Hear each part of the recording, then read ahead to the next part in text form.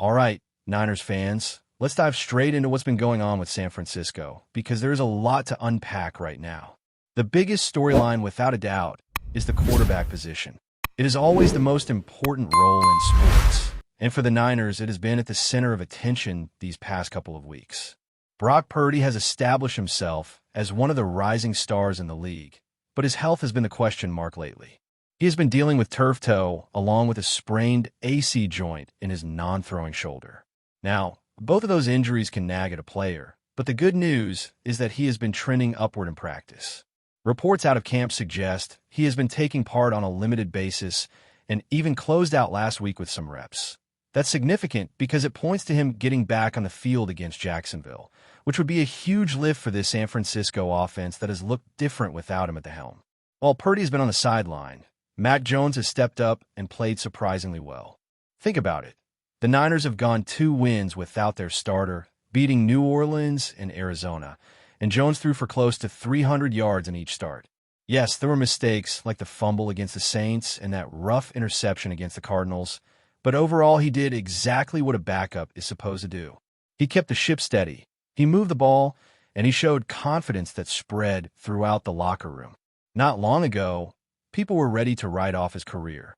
The Patriots let him go, Jacksonville didn't keep him around, and then Kyle Shanahan brought him in quietly. Now, with this opportunity, Jones has looked like a legitimate quarterback again, showing swagger and poise. Even he admitted after the win that as happy as he was to step up, he couldn't wait to see his friend Brock Purdy back on the field. That says a lot about the chemistry inside this locker room. The encouraging part is that both quarterbacks appear to be on track health-wise. Purdy has progressed in his recovery, and Jones, who tweaked the same knee he had injured earlier in the preseason, was back at practice by Wednesday. That gives the Niners 2 options heading into this tough matchup. But let's make something clear. There is no controversy here. Brock Purdy is the starter, period. He makes this team better. His command of Shanahan's offense is on another level. And San Francisco is simply more dangerous when he is on the field.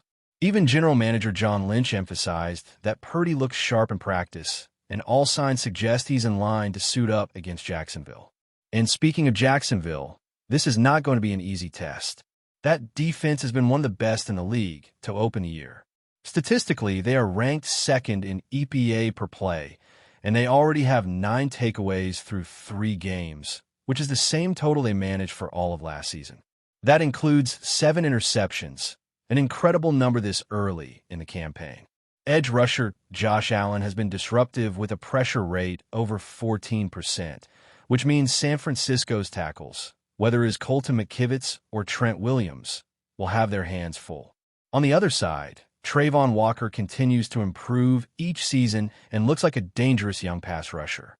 Add to that the strong play from cornerback Jordan Lewis, who already has 2 interceptions and a fumble recovery, and you're looking at a unit that knows how to create chaos.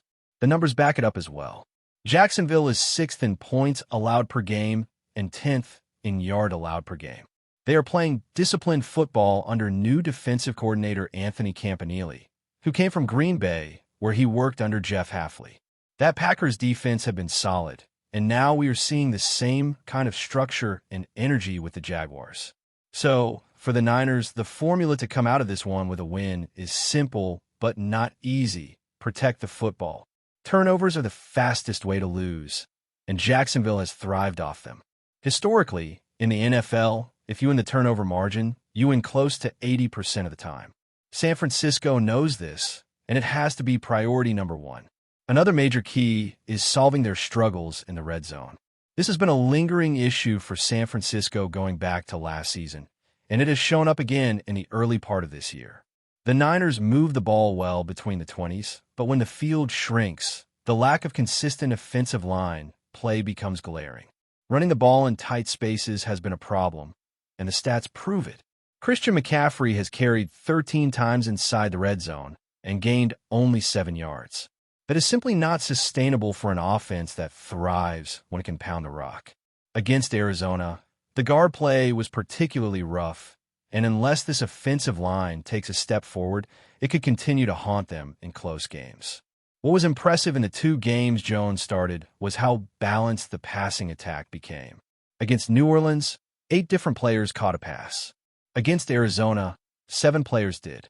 That kind of distribution makes it difficult for defenses to focus on just one weapon, and it allows Shanahan to mask the absences of injured receivers and tight ends. Jones essentially played point guard, spreading the ball around, keeping everyone involved. Purdy has shown he can do that as well.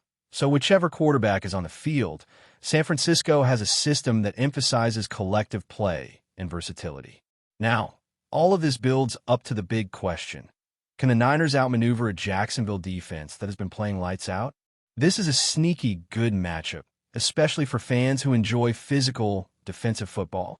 Jacksonville is aggressive, opportunistic, and confident.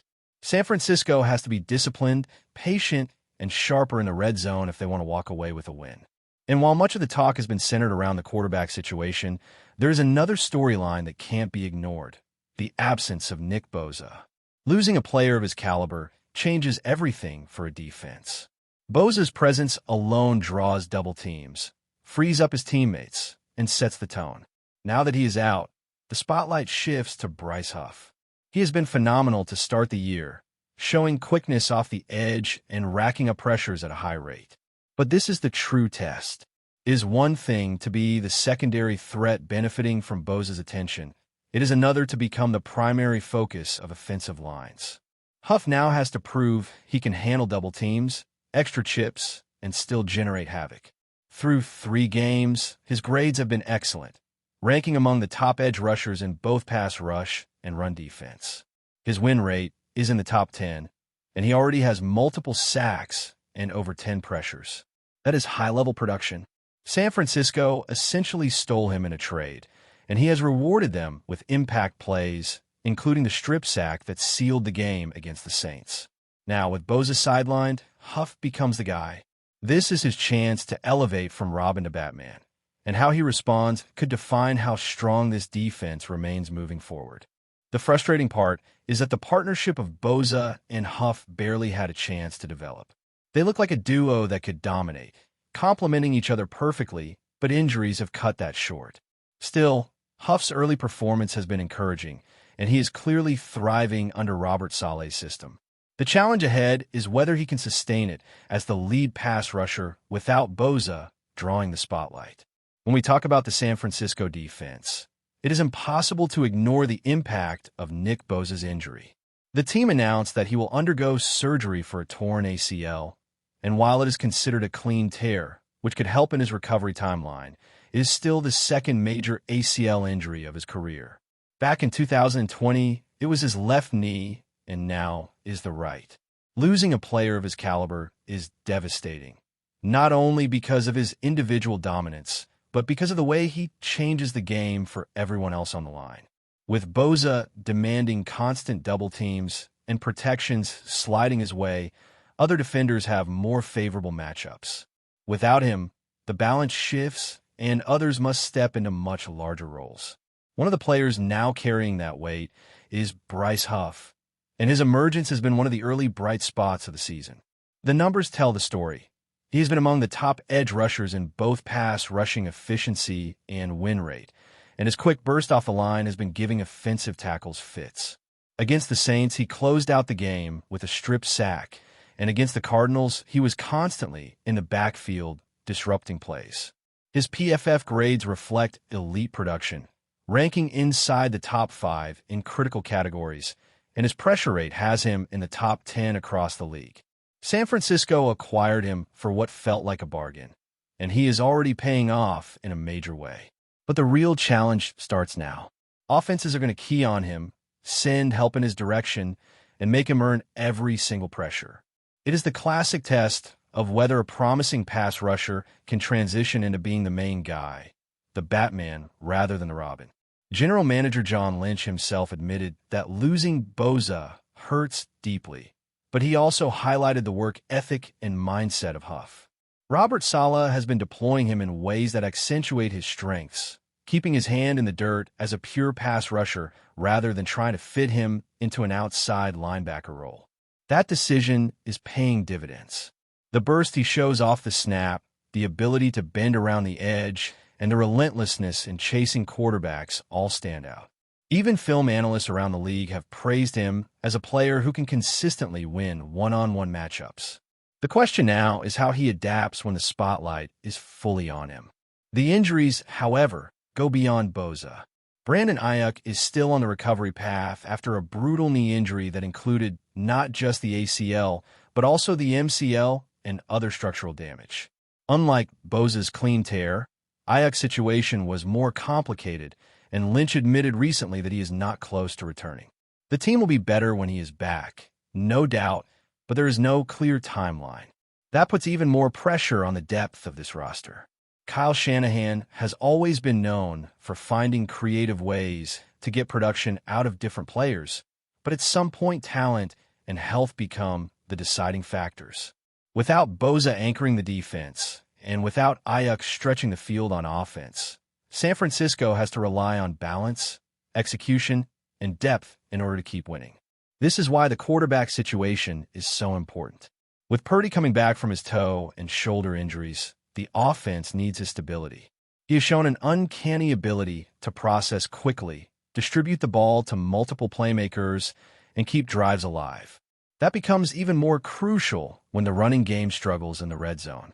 The offensive line, as it has been for the last couple of seasons, is the weak spot. Inside the 20-yard line, where defenses tighten up and there's less room to work with, not being able to run effectively makes everything harder. The stat line for Christian McCaffrey inside the red zone is almost shocking given how dynamic he is everywhere else on the field. 13 carries for only 7 yards speaks to the issues up front. Guards have not been holding their ground, and that has left the offense predictable in critical moments. The coaching staff knows this, and it is why distributing the ball through the air has become such an important adjustment. Against New Orleans and Arizona, the offense leaned on spreading the ball around, hitting 7 or 8 different receivers in each game. That kept defenses honest and allowed the Niners to keep moving the chains even without their star wideout. Mac Jones played that role like a point guard, finding the open man and letting the playmakers do the rest. Purdy has done the same throughout his young career, which is why his return is so important. He adds another layer of efficiency to the passing game that Jones, even in his good stretch, cannot replicate long-term. Looking ahead to Jacksonville, this matchup is shaping up as a clash of styles. The Jaguars' defense has thrived on forcing turnovers, creating short fields, and shutting down opposing offenses in key moments. San Francisco has to counter that with discipline, patience, and a cleaner performance in the red zone. The formula is straightforward but challenging. Limit mistakes when the turnover battle, and finish drives with touchdowns instead of field goals. If the Niners cannot do that, Jacksonville has shown it can capitalize quickly. The emotional weight of losing leaders like Bosa and waiting on Ayuk's return also plays into this. Teams often rally around adversity, and San Francisco has already shown resilience with Jones stepping up at quarterback. That mentality will be tested again as they face one of the league's most opportunistic defenses without their best pass rusher and with their star wide receivers still sidelined. It is moments like these that define seasons. If Huff rises to the occasion, if Purdy or Jones continues to keep the offense steady, and if the offensive line find a way to hold up just enough, then this team can weather the storm. But before we dive in, don't forget to subscribe to 49ers Zone and hit the like button on this video. Your support helps us keep bringing you the latest updates on the San Francisco 49ers. And don't forget to share your thoughts on the news in the comments below. The San Francisco 49ers locker room is reportedly in chaos after star tight and George Kittle allegedly requested a trade. Sources close to the team claim. The news has sent shockwaves through the franchise, leaving teammates, coaches, and fans scrambling to make sense of what could be one of the most dramatic moves in recent NFL history. Known for his fiery competitiveness and loyalty to San Francisco, Kittle's sudden desire to leave has fueled endless speculation about what might be happening behind closed doors. According to insiders, Kittle met with the front office earlier this week and made his intentions clear. He wants out. While the reasons remain murky, whispers suggest it could be a mix of contract frustrations, disagreements with management, or a desire to chase a championship in a new environment. The locker room, A tight-knit unit that has celebrated Super Bowl runs and weathered tough seasons together is reportedly reeling. Several teammates were said to be visibly shaken, struggling to process the possibility of losing one of the most dynamic players in the league. The rumor mill is already spinning. Some believe Kittle might target a team with a stronger immediate shot at the Super Bowl, while others speculate he could be leveraging this request to secure a bigger contract in San Francisco. Coaches have been tight-lipped, refusing to comment on what they describe as internal matters, but sources suggest emergency meetings are underway as management tries to stabilize a team suddenly thrown into uncertainty. Fans, of course, are taking to social media in droves, expressing disbelief, anger, and in some corners, resignation. Hashtags calling for Kittle to stay are trending, while fantasy football enthusiasts are already calculating the potential impact on scoring across the league. The ripple effect is expected to be enormous, not just for the 49ers, but for the NFL landscape as a whole. While nothing is official yet, one thing is clear. The San Francisco 49ers are facing a pivotal moment. Whether Kittle stays or goes, the fallout from this rumored request will dominate headlines for weeks. For now, all eyes remain glued to the Bay Area, as fans and pundits alike anxiously await the next chapter in what could be one of the most sensational stories of the NFL season. That's it for this update. If you enjoyed the video and want to keep receiving exclusive news about the San Francisco 49ers, make sure to subscribe to 49ers Zone and give this video a like. We always look forward to hearing your comments and opinions. See you in the next video.